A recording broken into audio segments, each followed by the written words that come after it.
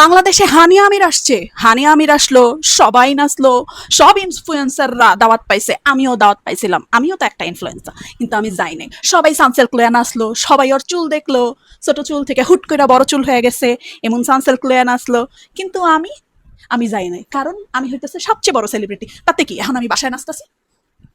হানিয়া আমির দেখতে যেই সুন্দর, তো বাংলাদেশি মাইয়ারা কি দেখতে সুন্দর না? এই যে সাদা রং দেখলেই মানুষ, বাংলাদেশের মানুষ পুরো পাগলা পুগলা হয়ে যায়। যাই হোক, হানি আমির আসছে, এটাতে পুরো বাংলাদেশ মনে হয় পাগলা সাগলা হয়ে গেছে। হুম, সব ইনফ্লুয়েন্সাররা গেছে। হুম, কিন্তু বাই দ্য ওয়ে, হানি আমির কিন্তু পাকিস্তানি, এটা কি আপনারা ভুলে গেছেন? তাতে কি, সাদা মেয়ে তো, সাদা মেয়ে পাকিস্তানি আর ইন্ডিয়ান কি, সাদা তো সাদাই, তাই না? হানিয়া আমির, সবাই নাচো। হানিয়া আমির, হানিয়া আমির নিয়া সবাই পাগল প্রায় হয়ে গেছে একদম।